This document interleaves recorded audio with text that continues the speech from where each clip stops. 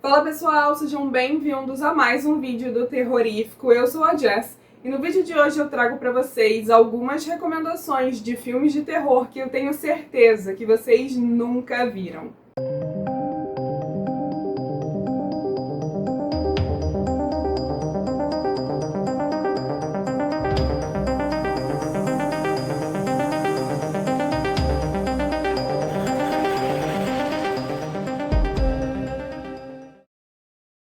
Ok, a chamada e o título são sim um pouquinho sensacionalistas, mas só um pouquinho. Você pode ter até visto um ou outro filme dessa lista, mas eu garanto que já tem muito tempo e você nem lembrava da existência deles. Enfim, sem mais delongas, começamos com um que é de 1982 e se chama Asilo do Pavor, mas também é conhecido por outros dois nomes. Você pode conhecê-lo também como Terror Fatal ou Mais Próximo do Terror. Nele, uma jovem se muda para uma casa de repouso de idosos que pertenceu à sua falecida mãe. Lá, estranhos eventos a levam a pesquisar o que há por trás daquele lugar. Visualmente lindo, belíssimo, com estética sombria, suspense psicológico e terror assombroso. Filme grandemente atmosférico que constrói o medo, a tensão e o mistério através da suspeita e da investigação progressiva da protagonista, que é bem agradável. Tudo isso em um cenário maravilhoso de mansão antiga e sinistra, onde cada canto escuro esconde um segredo pior do que o outro. A reviravolta e o último ato são impressionantes e fecham tudo com chave de ouro. Vale a pena conferir essa joia dos anos 80. Da mesma década temos A Mulher de Preto, de 1989. Um jovem advogado é enviado para cuidar dos pertences de uma viúva recém-falecida, mas ele logo começa a ser perseguido por uma mulher vestida de preto. Se alguém me dissesse que esse filme foi produzido nos anos 70, eu acreditaria. A vibe é a mesma dos longas da época,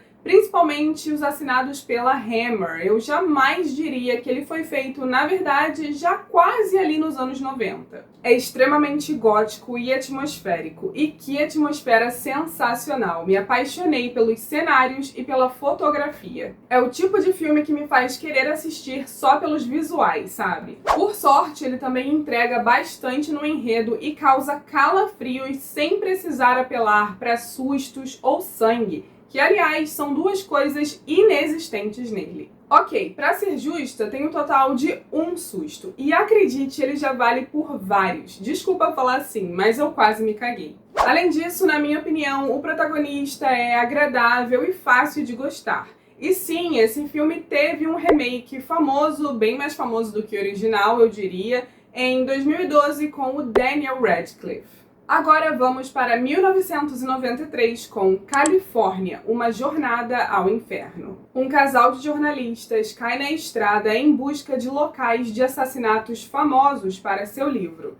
Eles aceitam dar carona a outro casal que não conhecem, sem saber que um deles é um serial killer de verdade. Para quem curte filmes de estrada, terror com referências a crimes reais e um elenco de peso, essa é uma ótima pedida. Sinceramente, parece até uma versão hollywoodiana e mais limpa de algum filme do Rob Zombie. A premissa já me convence, mas os visuais e os cenários também são lindos. As performances são sensacionais e realistas, trazendo personagens marcantes, e tudo é muito bem dirigido e editado. Isso sem nem mencionar o enredo em si, que apesar de ter quase 2 horas de duração, elas passam voando e a gente nem percebe de tão bom e interessante que é. Ele é estrelado por David Duchovny, Brad Pitt, Juliette Lewis e Michelle Forbes em um puro suco genial de anos 90. Agora temos População 436, de 2006. Um agente censitário dos Estados Unidos é enviado para coletar dados da população de uma remota comunidade.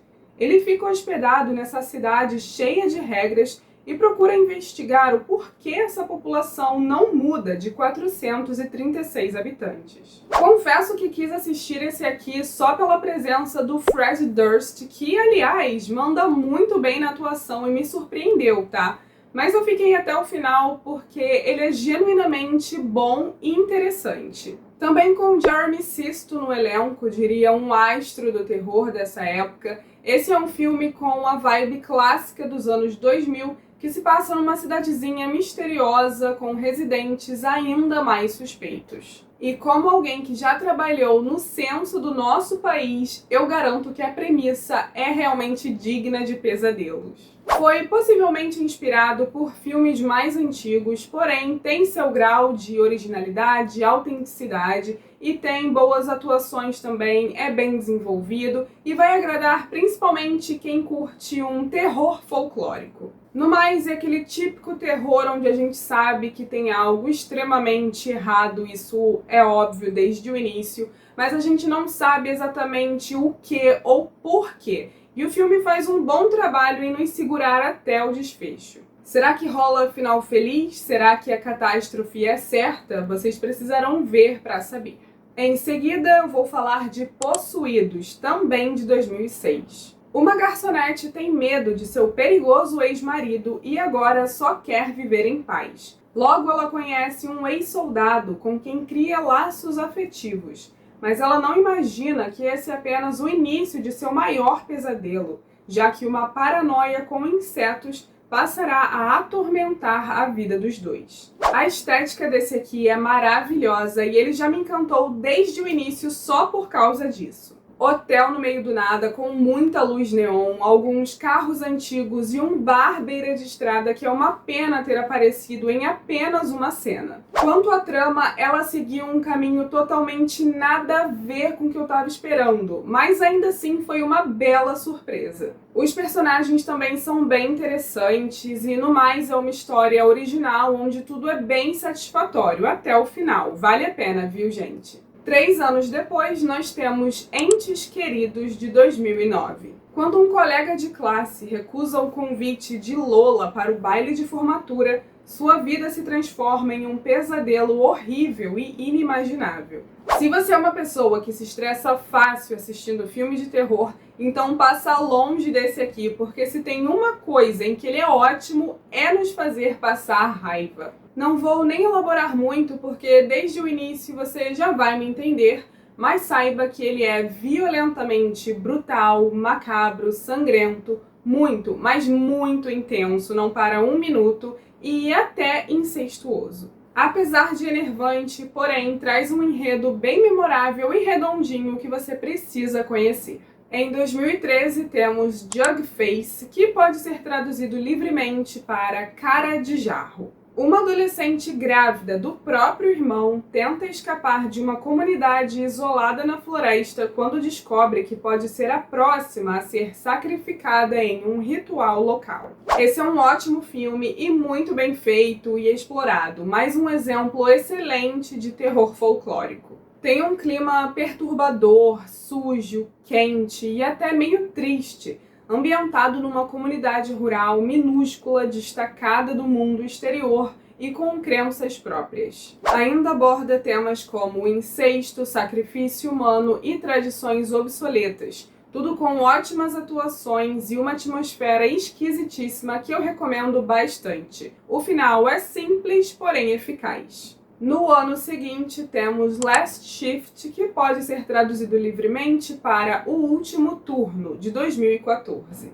Uma policial novata se torna responsável pelo turno da noite em uma delegacia, e estranhos fenômenos a levam a crer que o local é assombrado. Um dos filmes mais assustadores que eu já assisti na vida. Nem quando eu fui rever eu consegui me preparar para o medo que eu já sabia que eu ia sentir. Ele é bem macabro e horripilante, assim, de verdade, só de ver imagens até hoje já me causa arrepios. Traz temas de espíritos e seitas e o final vai te deixar de queixo caído. O considero um terror bem subestimado, vejo pouquíssimas pessoas falando sobre ele. E, inclusive, para vocês terem uma noção do meu drama, o Leonardo fala que eu sou provavelmente a única fã desse filme. Agora temos The Devil's Candy, de 2015, que pode ser traduzido livremente para O Doce do Diabo. Um artista e sua família se mudam para a Casa dos Sonhos, mas lentamente forças satânicas começam a invadir sua obra e ameaçar sua esposa e filha. Já começo falando que quem é metaleiro vai amar esse aqui, nem que seja só pela nossa representação no filme. Mas adianto também que a trilha sonora é de respeito, com Metallica, Pantera e Slayer no repertório. Pois é, assim como eu, tenho certeza que você vai deixar os créditos rolando só para ouvir a música que eles escolheram para finalizar o filme. Mas enfim, além desses pontos positivos que eu acabei de falar, essa é uma obra super brutal que a gente encontrou por acaso e foi outra bela surpresa. Perturbador, desesperador, com muito sangue, violência, gritos e menções ao satanismo. Não é aquele terror explícito com tripas e choque barato jogado na nossa cara, mas ele ainda consegue ser pesado. Cheguei até a comentar com o Léo enquanto a gente assistia, mas assim, logo no início do filme, que esse tipo de produção onde a família se muda para uma casa nova e o pai começa a enlouquecer e a querer matar todo mundo já tá um pouco saturado para mim.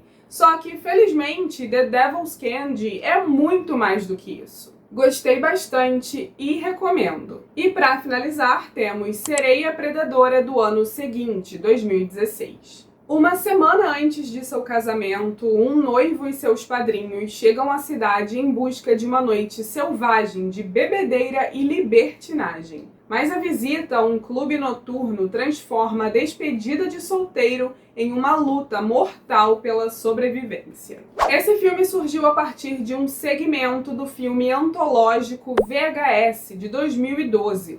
Logo, foi o primeiro spin-off da franquia. Apesar de ser claramente de baixo orçamento, ele é realmente bom e me surpreendeu demais. Não dava nada por ele, tava esperando que ia ser um filme bem ruinzinho, mas à medida que ele ia passando, ele ia me conquistando mais e mais com os personagens agradáveis, o mistério e a trama convincente e interessante. Além de super perturbadora também, é claro. Ah, só não se deixe enganar pelo título, porque não tem nada de sereia na história, infelizmente, porque esse nome foi justamente o que me interessou, mas a criatura abordada ainda é mega curiosa e peculiar, bem bacana mesmo. Se você ficou comigo até o final do vídeo, eu vou te indicar um filme extra, e o bônus de hoje se chama Vilões, de 2019. Um casal de ladrões amadores resolve assaltar a casa errada,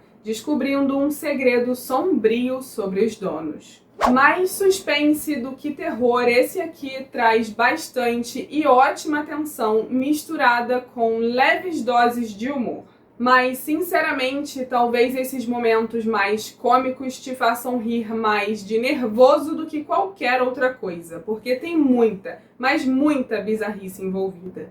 Bill Skarsgård e Maika Monroe, dois dos meus atores favoritos e que fazem parte da atual realeza do terror, na minha opinião, dividem a tela e a química entre os dois é absurda. Eu amo esse filme, já perdi as contas de quantas vezes já assisti.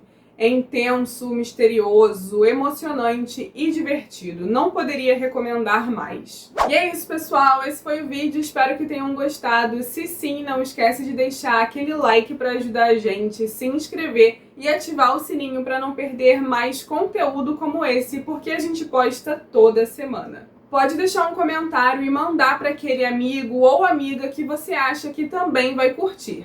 E é isso. Nos vemos no próximo vídeo. Um beijo!